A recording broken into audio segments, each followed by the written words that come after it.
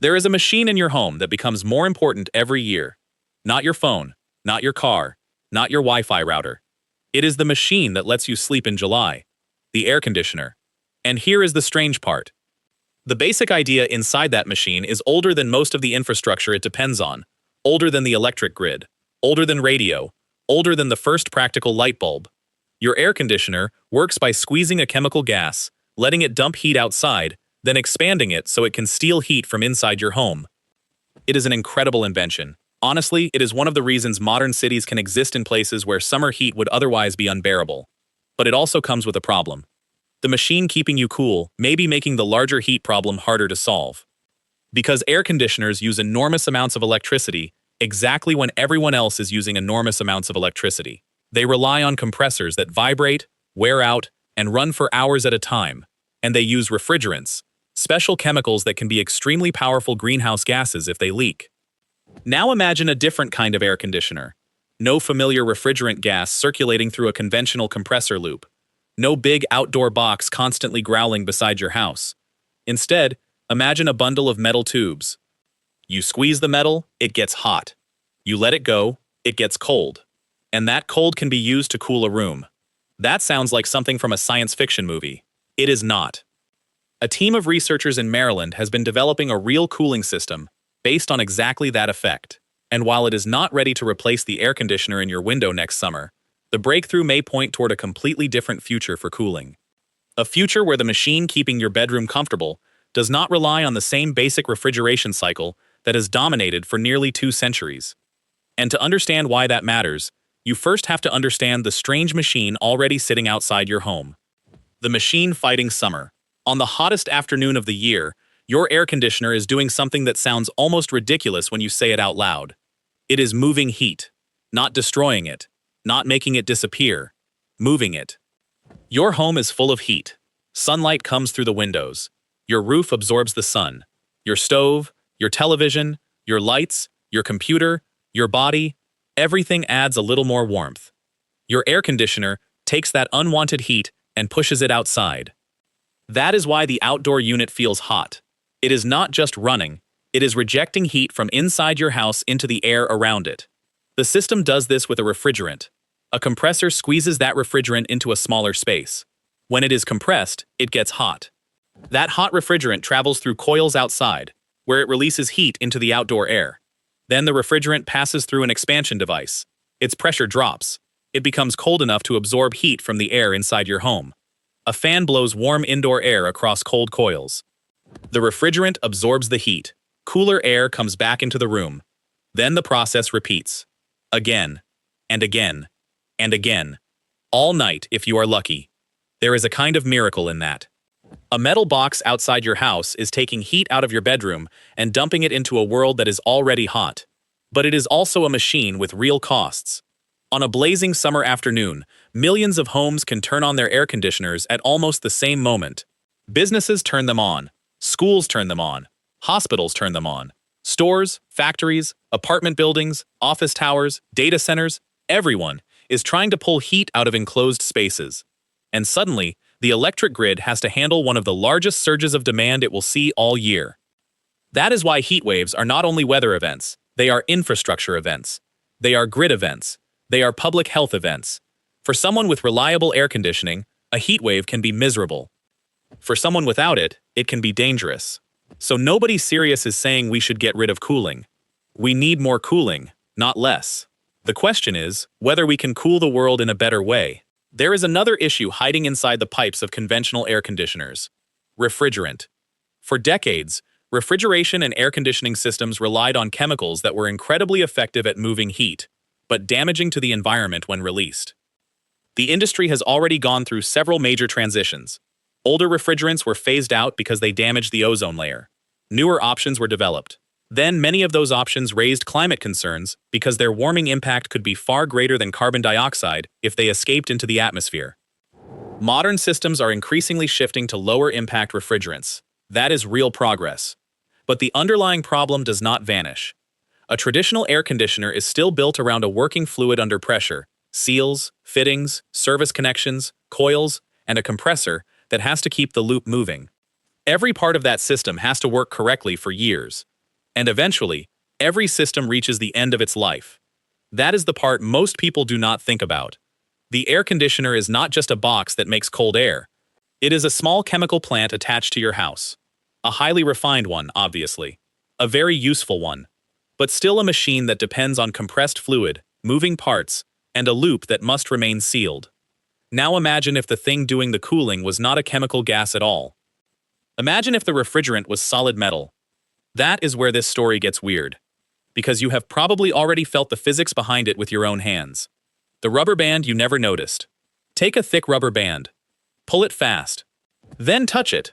It feels warm. Now let it relax back to its normal length. Touch it again. It feels cooler. Most people have experienced this and never thought twice about it. But what you are feeling is a real thermodynamic effect. When you stretch a rubber band, you force its internal structure into a more ordered state. That process releases heat. When you let it relax, the material returns toward a more disordered state. It absorbs heat from its surroundings. The material cools. That is not a trick. It is physics. Scientists have known about variations of this effect for a very long time. Engineers call it the elastocaloric effect. A material changes temperature when mechanical stress changes its internal structure. The word sounds complicated. The idea is not. Squeeze certain materials and they heat up. Release them and they cool down. You could, in theory, build a cooling machine around that cycle. You apply force to a material. It gets hot. You remove that heat. Then you release the force. The material gets cold. You use that cold material to pull heat from the place you want to cool. Then you repeat. That is a refrigeration cycle. No traditional vapor compression loop required. No standard compressor squeezing refrigerant gas. No familiar refrigerant performing the main act. Just a material changing its internal structure and moving heat as it does. There was only one problem. The obvious materials were terrible at it. Rubber bands can demonstrate the effect, but they cannot cool your living room. They do not move enough heat. They degrade. They snap. They cannot survive years of high-force cycling. For a long time, elastocaloric cooling was one of those beautiful physics ideas that engineers admired and then quietly put back on the shelf. It worked. It just did not work long enough. Then researchers found a metal that behaved in a very unusual way. In the late 1950s, researchers at the Naval Ordnance Laboratory in Maryland were working with an alloy of nickel and titanium. They were not trying to invent an air conditioner. They were investigating materials for military applications. What they found was a metal that seemed to remember its shape. Bend it, deform it, heat it, and it could return toward a programmed form. The alloy became known as nitinol, short for Nickel-Titanium Naval Ordnance Laboratory. Today, nitinol shows up in some surprisingly important places. It is used in medical devices, including stents. It is used in aerospace systems. It can be found in specialty actuators and flexible components that need to repeatedly deform and recover. But for cooling engineers, its most interesting characteristic was something else. When nitinol is stressed, its crystal structure can change phase, and that phase change can produce a much larger temperature shift than you would get from ordinary metal flexing. In simple language, it can behave like a rubber band with serious strength. Stress it, and it heats up. Release it, and it cools down. Except this is not soft rubber. This is a high-performance metal alloy. Suddenly, elastocaloric cooling had a material that could potentially move useful amounts of heat. That should have been the moment the technology took off. It was not. Because every serious prototype ran into the same brutal problem. The metal kept breaking. Imagine you are trying to cool a house. You cannot squeeze a piece of metal once and call it air conditioning. You need to do it over and over. Thousands of cycles become millions of cycles. Millions become tens of millions. A home air conditioner may run for years, often during the harshest conditions of the year. It cannot afford to be delicate. Now think about what happens when you repeatedly pull on metal. Every material has microscopic defects, tiny imperfections, grain boundaries, surface marks. Voids so small you cannot see them. When you pull a metal wire or strip, those flaws can open. Pull it once, and it might be fine. Pull it 10,000 times, and the damage can begin to accumulate. Pull it millions of times, and a tiny flaw can become a crack. Then the crack becomes a failure. That is why you can bend a paperclip back and forth until it snaps, even though you could not break it with one simple pull. For years, many elastocaloric systems used nitinol in tension. They stretched it. The cooling effect worked. The durability did not. The material could deliver impressive temperature changes, but repeated pulling created fatigue problems that made long-term machines difficult to imagine. And there was another issue. It takes force to deform nitinol enough to trigger the useful phase change. So an engineer cannot just wave a magic wand and get cold air. A real device needs a driver. Something mechanical has to apply that force reliably, efficiently, and repeatedly. That is where a lot of promising lab ideas go to die. Not because the science is fake, because the engineering bill comes due. Can it survive? Can it run quietly? Can it run efficiently? Can it be manufactured by the millions? Can it compete with an ordinary air conditioner that has been refined, cheapened, and optimized for more than a century? Those are hard questions.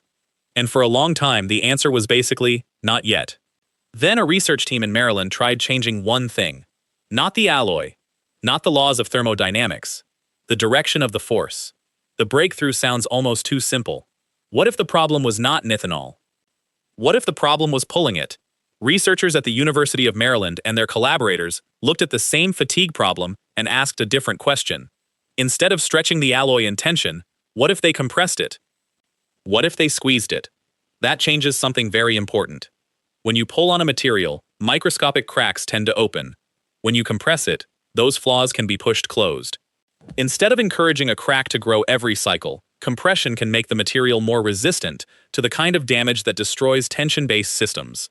So the team built a cooling system using nitinol tubes designed to be compressed and released. Think of it as a compact bundle of metal muscles. The tubes are squeezed, their internal crystal structure changes, they heat up. A heat transfer fluid can carry that heat away. Then the force is released. The tubes cool down. Now they can absorb heat from the air or fluid that needs cooling. Squeeze. Reject heat. Release. Absorb heat. Repeat. That is the core of a cooling machine. And in published demonstrations, the Maryland system showed useful cooling performance and a temperature span large enough to make the field take it much more seriously. The researchers reported up to 260 watts of cooling power and a maximum temperature span of 22.5 degrees Celsius in their multimode system. That is not enough to cool a whole house. But it is far beyond a classroom physics experiment. This is the moment where the story shifts. Because once a material can produce useful cooling and survive a more realistic number of cycles, it stops being only an interesting scientific effect. It starts becoming a technology platform. The fridge is familiar. But air conditioning is the much bigger target. Air conditioning is what makes bedrooms sleepable during heat waves. It makes hospitals safe. It keeps medicines stable. It allows office buildings, schools, grocery stores, laboratories, factories, transit systems, and data centers to operate in hot weather. And demand is not going down. As more people live in hotter cities, cooling becomes less like a luxury and more like basic infrastructure. That creates a difficult contradiction. The hotter the world gets, the more cooling people need. The more cooling people use during peak heat, the more pressure gets placed on electric grids. And conventional air conditioning has another strange side effect. It moves indoor heat outdoors, adding waste heat to the already hot space around buildings and dense cities. That does not mean air conditioning is bad. Again, cooling saves lives. But it means the technology matters enormously. If an elastocaloric system can someday cool a room with lower environmental impact, reduced refrigerant risk, useful efficiency, and less noise, it could change more than one appliance. It could change the shape of cooling systems themselves. A future version might become a window unit, or a small modular machine that sits close to the place heat is being generated. Maybe it cools a battery module inside an electric vehicle. Maybe it cools electronics in a data center. Maybe it keeps sensors stable in a sealed aerospace instrument. Maybe it becomes part of a building system where the cooling hardware is distributed rather than concentrated in a giant outdoor compressor. That is the deeper appeal of this technology. It is not necessarily about making one better air conditioner.